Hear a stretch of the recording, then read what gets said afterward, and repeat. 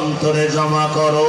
যদি অন্যায় করিয়া কবরে যাও আমার মাওলার কথা কিন্তু মিথ্যা না রে বাবা। আল্লাহর এত নিয়ামত পাওয়ার পরেও যদি আল্লাহকে না মানো, আল্লাহর দেওয়া পানি বাতাস ভোগ করিয়া যদি আল্লাহর হুকুম না মানো, নামাজ না পড়ো, রোজা না রাখো, আর কুদরতের ঘেরান আসে নিজের ভিতরে একটু আমি আল্লাহরে তুই কই তালাশ করো। উদউনি আস্তাজিব লাকুম, বান্দা তুই ডাকার মতো ডাক দিবি, আমি তোর ডাকে হাজিরা দিব রে বান্দা। ওয়া হুয়া মাআকুম আইনামা কুনতুম, ও বান্দা তুই কোথায় আছো?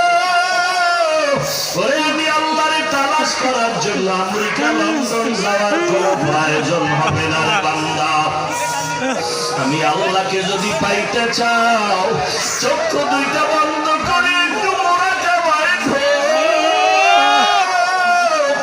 আর একটু ভাবতে থাক, এত সুন্দর কণ্ঠ কে দান করেছেন, এত সুন্দর আসমানটাকে টানায় রাখছে, ওই আল্লাহ ছাড়া আমার আপনার কেউ নাই।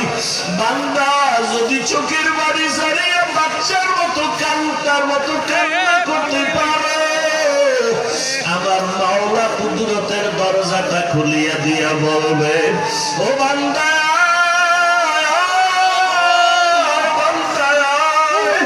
ওরে সিজদায় পড়িয়া দেখ কেমন মজা, আবার মসজিদে নামাজের মধ্যে ঢুকিয়া দেখ বান্দা কেমন মজা, আল্লাহর ঘরে ঢুকিয়া দেখো, বাইতুল্লাহ তাওয়াফ করে দেখো কেমন মজা, আমার বন্ধু মুহাম্মদের দাড়িটা লম্বা করিয়া দেখ কেমন মজা, ওরে টুপি মাথায় পরিয়া দেখ কেমন সুন্দর লাগে, আমার মায়ের নবীর আদর্শ মতে চলো।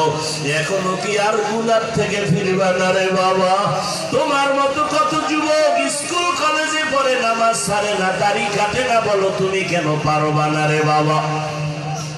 তোমার মতো কত বান্দা র্যাব আর্মি পুলিশ বিডিআরের চাকরি করে নামাজ ছাড়ে না, তুমি কেন পারো না রে বাবা?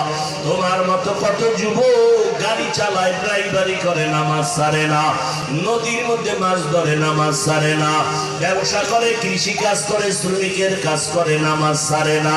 ও আল্লাহর বান্দারা, আল্লাহর মুহাব্বত অন্তরে জমা করো। যদি অন্যায় করিয়া কবরে যাও আমার মাওলার কথা কিন্তু মিথ্যা না রে বাবা। আল্লাহর এত নিয়ামত পাওয়ার পরেও যদি আল্লাহকে না মানো, আল্লাহর দেওয়া পানি বাতাস ভোগ করিয়া যদি আল্লাহর হুকুম না মানো, নামাজ না পড়ো, রোজা না রাখো, এবার আল্লাহ কিন্তু সতর্ক বাণী দিয়া বলে, বান্দা রেডি হইয়া যা, এমন জাহান্নাম তোর জন্য আমি রেডি করে রাখলাম।